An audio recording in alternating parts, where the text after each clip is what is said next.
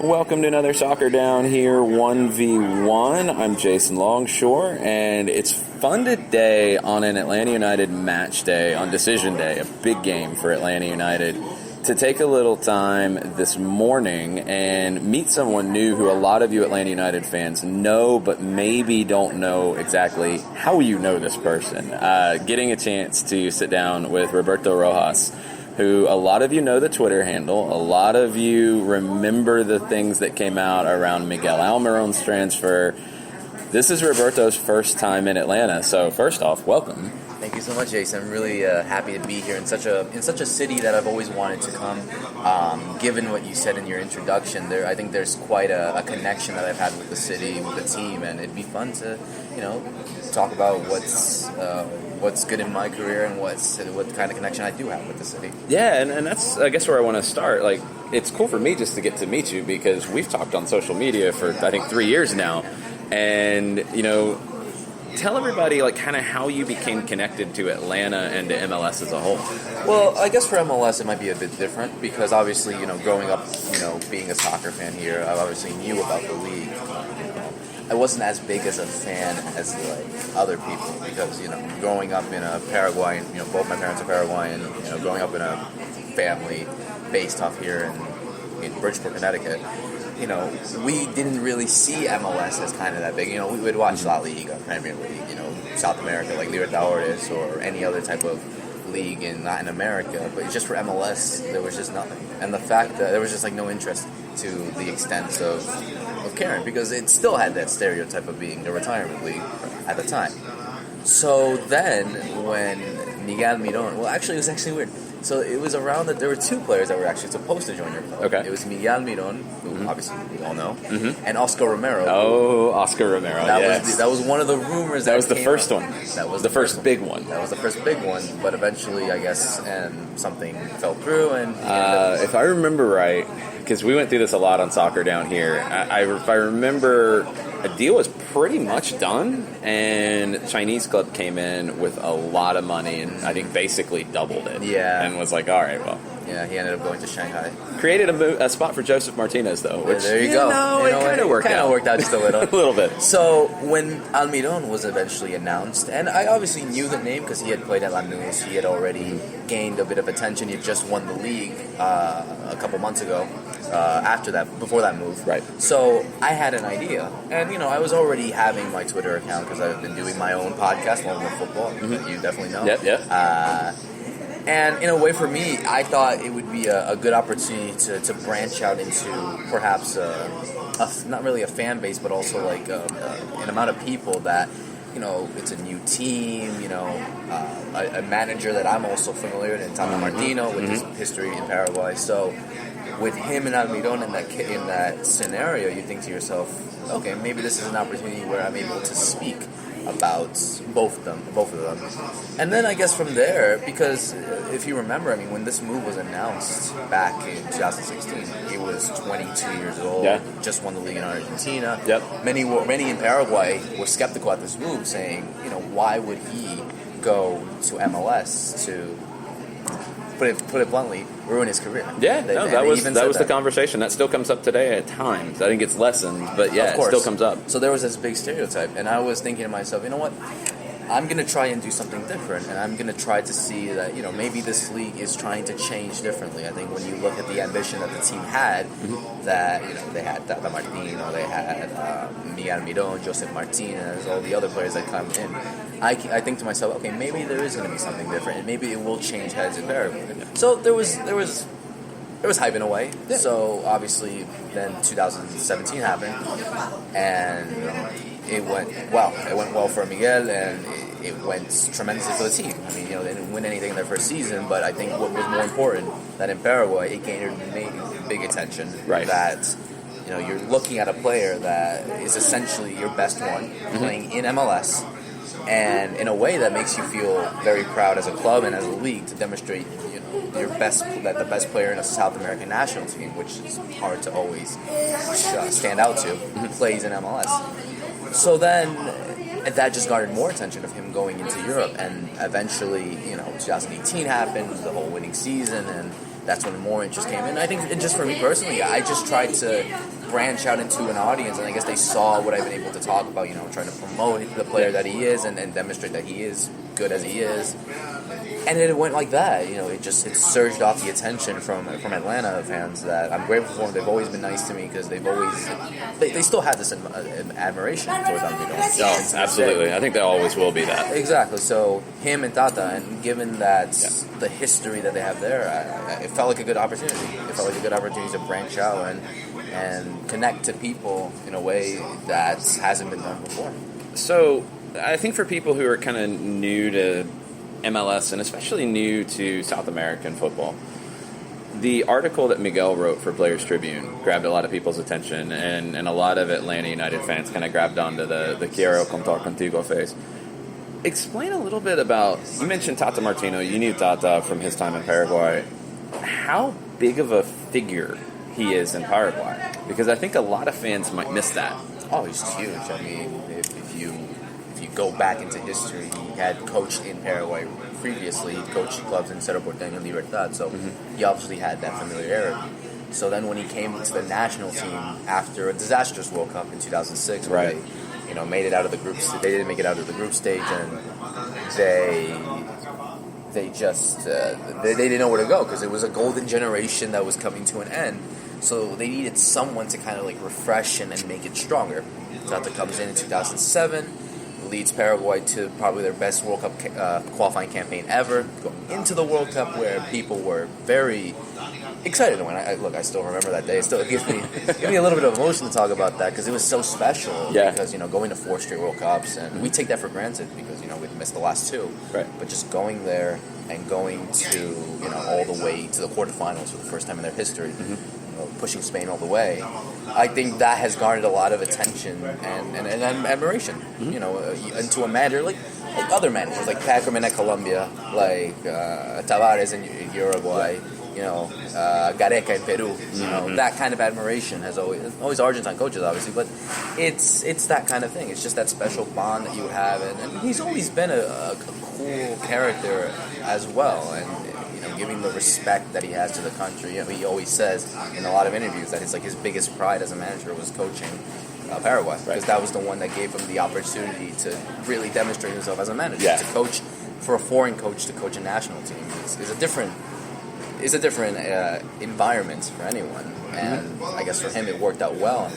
So yeah, he's admired to this day. I think he'll always be in the hearts of many fans in Paraguay. I mean, I don't think he'll go as insane as like wanting to always take pictures with him or something. Not like that type of cult hero type of status, but he's obviously hugely respected. He's always in the hearts of a lot of these players, inspired basically a new generation of players that want to go back to the World Cup, and it went out from there. So he's hugely respected, and he'll always be in our hearts as Paraguayan soccer fans. And with Miguel making the decision at a young age to come to Atlanta because of Tata, because of that respect, because of that situation, Atlanta started to change the perception of MLS. I think both domestically, but also more than anything in South America. You mentioned your perceptions of MLS coming in. How has Atlanta kind of changed that? Oh, it's changed tremendously. I think when you look at them as kind of the staple of moving forward into promoting something different. Obviously, as I said previously, the stereotype of MLS teams, promoting these, your Beckhams, your Villa, your Gerrards, your Lampards, your Pirlos, those type of players. When Atlanta came into the scene and started hiring, first Tata, and then all these South American young players, in their early 20s, you think that there's going to be something different, and that it would change something. And you then look at the passionate fan base, and you also look at the city as well. You look at how Atlanta has always been a suffering sports city, having not won. Very true. Yes, having not won in many years. So when Atlanta United came into the scene and started winning all these games and gaining these attention, you figured that there had to be something that needed to be done for these fans, and obviously the MLS Cup was the cherry on top. Yep. So it's really changed the perception, and you look at all the other teams that come in since then. Your LAFC, Miami that was going to come in as well. Mm-hmm. Those type of teams. I'm sure they probably garnered that influence of what Atlanta is doing, and for a small, not small, for a club to win so much in so little time. I think that just changed the perception, but you also have to look at the foundation that it was built when it was initially announced, that they had an ambition, they wanted to go somewhere, to reach out to Latin America. And now, I mean, because of the success of your Almirons, your Martinez's, all those players, that has only surged more interest for Paraguayans. The Paraguayans in particular, I mean, you know, when Almiron joined, I think it was like only 1 or 2 in the league. Now that's doubled. Right. Well, I think like 4 or 5 more Paraguayans that have played in MLS. So that interest comes in, and you know, you look at these young South American players who maybe are not ready to make the jump to Europe, but still want to build up their foundation and improve in a way.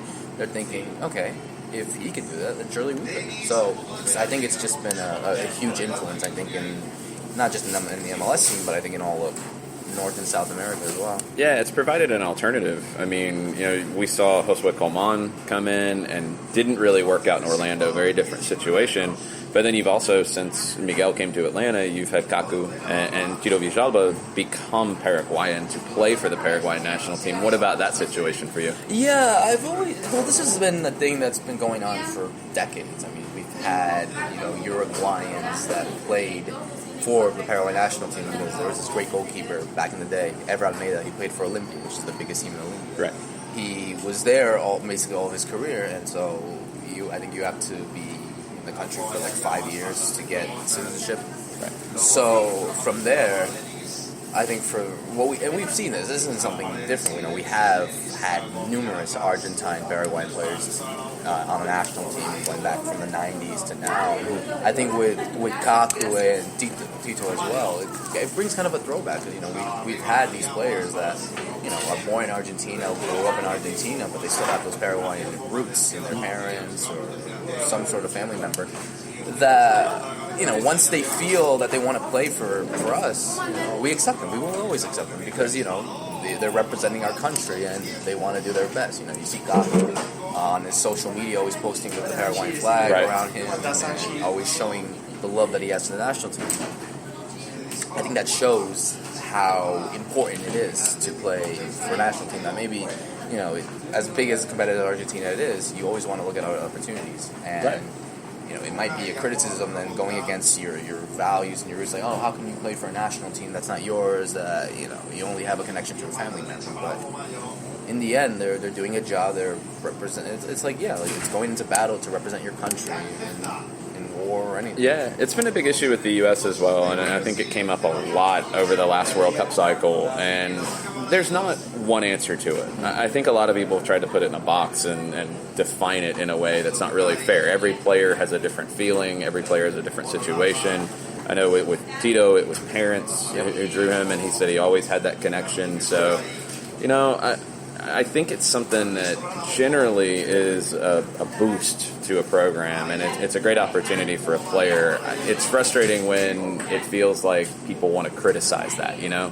Yeah, and you see that with the American players going to play for other countries. Right. You know, you get the Jonathan Gonzalez being the big. Yeah, absolutely. That's gained a lot of criticism because then there's always going to be like, oh, how can you go and turn your back after a country that's giving you the support and help? I mean, and this is for me as well, and I think for a lot of Hispanic Americans, you know, we will always be grateful to the United States. I mean, everyone has lived their life differently, but, you know, the fact that they give your family, your parents opportunity, I think when it comes from a soccer perspective, it just, there's something there. I don't know if it's maybe a generational thing or maybe just the influence of, well, you know, even then, like, who influenced you in liking soccer? Right. Your parents. Right. So you only feel more accepted to follow in your family's footsteps and, you know, go and not just play, but, you know, support. I mean, you have Hispanic Americans who are, you know, born and raised in the United States, but, you know, if they have Colombian parents, they support Colombia, they support Peru or Argentina or any of that. It's just, it's like that because, you know, they helped you become a fan. They were from this country, and therefore you just feel that kind of connection. Yeah, it's not a straight line conversation. It's not a straight line. It's a good thing. It is. I do too. To have that choice of you can have the United States or you could have your whatever other country. Not just in Latin America, I think all around the world. We're such a diverse country as well that we're grateful that we have an opportunity to choose and and be happy for it as well. I think it's a good thing for American soccer, for the league, for the national team programs across the board. So Atlanta United starts to rise. You're following it from a distance. How has your perception of Atlanta been, looking at Atlanta United from a distance? Well, I mean, I've always wanted to go to a place like Atlanta. I mean, I've been grateful to travel to countries like Brazil and Paraguay, but when it comes to the United States, it's not something that I've been always having the opportunity to. You know, being here for the first time, being here already for like 24 hours now, as we're recording, it's been quite amazing to see such a diverse city with so much culture in it and so much friendliness. I think I would like to point out that for me, I think now, you know, especially growing into a distance, watching it from Connecticut, you know, you have that kind of admiration towards a city that helped a Paraguayan player rise to an occasion. I think that's just how a lot of people are now. I think they now want to view Atlanta, and now they look at how that team has changed and how it's evolved, and then you have the stadium, and that's that the perception is growing tremendously. So there is that big respect to the team, and there always will be that big respect. So I think in my personal standpoint, it's just watching it from a distance, it helped me change. Because I always thought Atlanta was a good city. I always thought that was great. But I think now with the sports history that they had in soccer, it allowed me to just garner much more of a connection to them. Yeah, it makes total sense. So as Atlanta United's come up and grown and won trophies, your career has been coming up as well. Like, tell everybody how that pathway has went. Well, yeah, I mean, I think I kind of want to thank them for kind of helping me in a way to grow into that interest. But no, I mean, like I said, you know, going into college, I realized that I needed to do something in a professional manner to stand out from the rest. People want to put stuff on their resume and their LinkedIn, and you know, people worry about putting stuff on social media because they feel that something with that. I think for myself, just my personality, how the way I am, I wanted to do something that would garner interest. You know, being in a podcast with Joe since high school, senior year of high school, and doing that to this day as I graduate high school and speak here in Atlanta. I mean, it's helped me too much because it helped me gain connection, and it helped me. You know, they see what you do, they see what you say, they see what knowledge you have, and then it just follows through. It just goes in, you get interest, you get people that want to invite you on their podcast or their radio shows or anything like that in a media perspective. That just garners interest, and then obviously, you know, you apply for your jobs, you go for that, and it kind of helps you in a way because your resume is so built, you've done so much in so little time that you stand out from the rest. Yeah. So I think that was just something that I always wanted to. I wanted to stand out and demonstrate that I knew what I was doing, that I figured that with the rise of not just, you know, Atlanta United, but soccer in general in the country, it's a boat that I could take the opportunity of and use it to my advantage, whichever way possible. Knowing Spanish as well kind of helped me in a way to reach out to other audiences in Latin America, so you maybe have that kind of an advantage to know a language that is huge around the world when it comes to soccer. So it helped me with connections outside of the country, and it just went from there, you know. And then thankfully now, you know, I'm working at a place called Bein Sports, and I'm doing freelance, working for the Libertadores and the other league as well, and it's been great. I think so much has been done in so little time that I'm always grateful for everything that I've done, and I think I'm hopeful that in the future there will be bigger opportunities because I'm confident that if I continue the way I am heading into the next few years, that sky's the limit, and I have to just take everything that I can. What's that big picture idea? What do you want to do? I mean, it'd be great to be in some sort of position, maybe not specifically news, but still be involved in soccer. Mm-hmm. I think there's always going to be something out there, right? Be it news, be it an administrative person, but something involving multimedia, working, social media, or whatever like that. For something involved in soccer, it could be a company, it could be a team, it could be, you know, a marketing company, anything like that. But still want to be involved in the sport of soccer, but use the media expertise and tools that I've acquired over the last few years to help them rise much more. So we've got to wrap up with another fan base that has gotten to know you really well. Over in England, Newcastle United, you are a huge resource to Newcastle fans who I think were trying to understand who Miguel Almiron was and just how everything came about. And I know that you did a lot of media over in Newcastle with that. What's your take on where things are today? Well, I guess I firstly have to say I'm grateful for Newcastle as well, for them to, when their time, their own interest came in, and how I was able to, be someone that, and not just me, there's other colleagues as well. Of course, they've been great. They've been just amazing because, they kind of changed, I guess, the perception of what, MLS is in England, in a country that is really, brutally intense and like England, that expects so much of their players regardless of where they come from. Right. That it kind of changed the perception of how the team has been, and when Almiron comes in and gets that interest and goes joins the team, I think that just shows that maybe that we need to start looking at different avenues and start looking at MLS as that league to get players and try to get interest. Obviously, in terms of his time there, it's not the best one as it is. I mean, even though he did do well under Rafa Benitez. Yeah, I thought so too. The second half of the season, I think this season has been quite frustrating. There have been already reports now of him being a bust, which I find laughable. I agree. Because I think he's Newcastle's most talented player. Yeah. On the entire team. I think he brings that spark and that energy that not all the players have. And for him to bash him because he comes from a league that I'm sure that he says that downgrading his talent is laughable. Yeah. I think talent can't be lost in a short amount of time. I think obviously you look at the manager, you look at the way teams are played. Right. And, there was a debate now as to why is he playing on the right when he's so accustomed to playing on the left under Tata, or in the middle where he's always accustomed to. So there's that. But at the same time, I mean, I think he's respected in a way. I think there's kind of a little bit of division now because of obviously the way he's playing, but that's no fault to him because of the entire team. Yeah.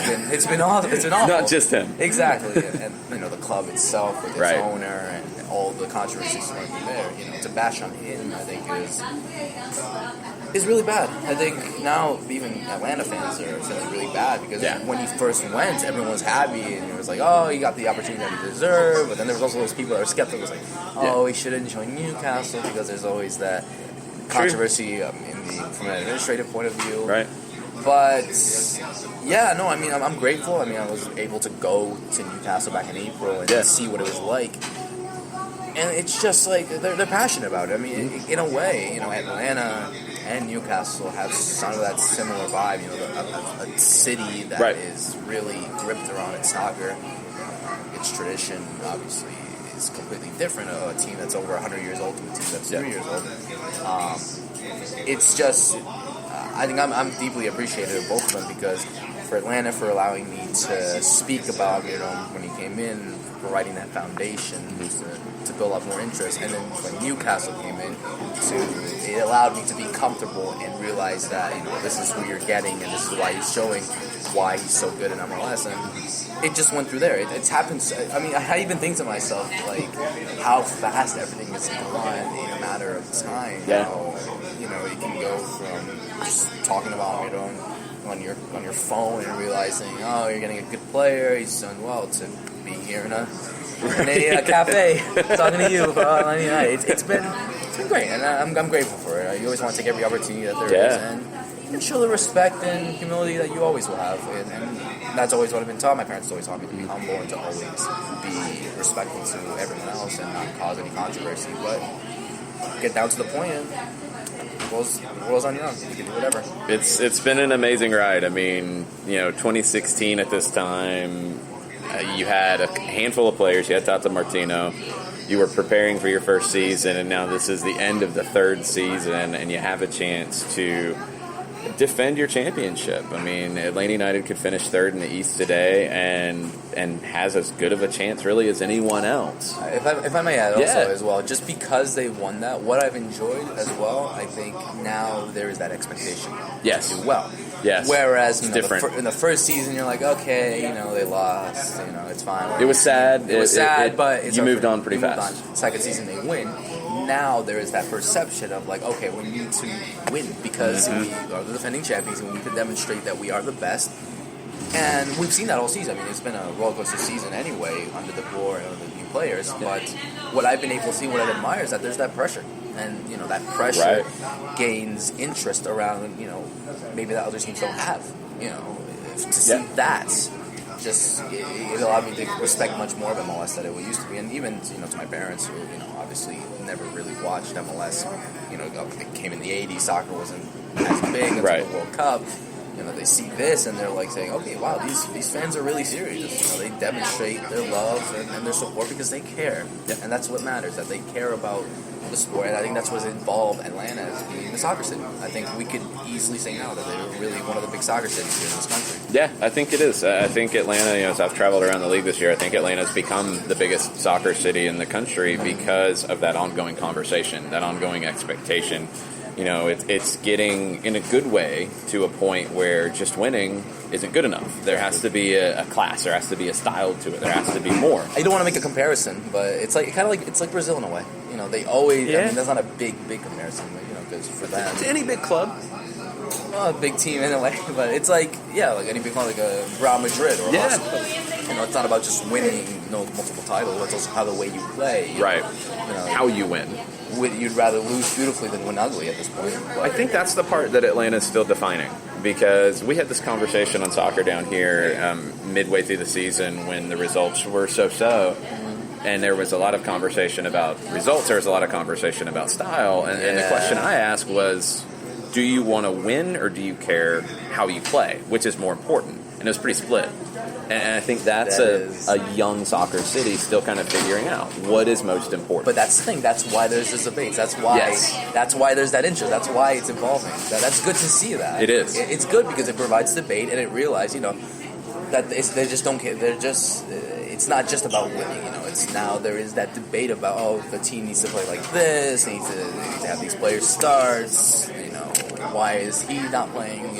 Getting at the managers. There's that, and it feels like a respectable team because it has a fan base that is open to debate, and it's not because you don't want those generic people saying, "Oh, we lost, so we'll just get better last time. Oh, we won, let's go." It's like no, before a series about it, they will get mad if they lose. How are they playing? Who is playing? Exactly. What's the style? What's the formation? What's the tactics? Those are the things that are coming up more and more. That's what I respect. And obviously, other teams are different in their way, but just when looking at Atlanta, just seeing how hard they push their fans, because they care. It's because they care. Absolutely. It's been an amazing ride. I'm so glad you're here and you get to experience it today. Let everybody know where they can follow you, all the things you're doing. Yeah, absolutely. So, obviously, as you had mentioned in the beginning of the interview, my Twitter handle is generally where I always will talk the most about soccer. It's at Roberto Rojas 97, all one word. You could also follow me on Facebook as well. I'm not really that active there, but I'm trying to get more active now. Same. At my Instagram as well, Roberto_1206. I have a lot of stuff there. Cool. And that's it. Generally, like I said, I'm always talking about South American soccer in general, European, be it anywhere, North American MLS as well. There's soccer, I'm there, so I'm speaking about it. And other sports as well. I'm not always strict to soccer. Right. I don't know how badly you want to hear this, but I'm a Yankees fan. Oh, man. All right, we got to go. Yeah, we got an interview. Sorry. Just cut it all up here. Baseball season happening, obviously. Yeah. I'm a big Yankees fan. I've always grown up in the area. Very cool. So with the postseason happening, it's always you'll probably hear me. Maybe not to the delight of everyone else because of the respect that they have. Well, no, actually, I think Atlanta United fans will be cheering for the Yankees because they want them to get to the American League Championship Series and move on, because then maybe if Atlanta gets to play NYC, that game would have to get moved to Citi Field, which would add some intrigue and chaos to an Eastern Conference final. I like chaos. Yeah. That'd be nice. Yeah. That'd be great. So I think temporarily Atlanta United fans are Yankees fans. But in the end, they all want the Braves. Of course. Hopefully it's the Braves-Yankees Hey, World Braves-Yankees Series. series. There we go. That'd be great. Amazing. So it's awesome to have you here. Thank you for taking the time this morning. Appreciate it. And make sure if you guys out there listening are not following Roberto already, do it. Absolutely amazing resource when it comes to South American football to keep up with everything. And look, Atlanta United's going to be in this conversation with South American players and being mentioned in transfer rumors from here on out. So get used to it. Make sure you're following Roberto. Thanks for the time, and we'll be back on Monday for Overreaction Monday. Thanks, y'all.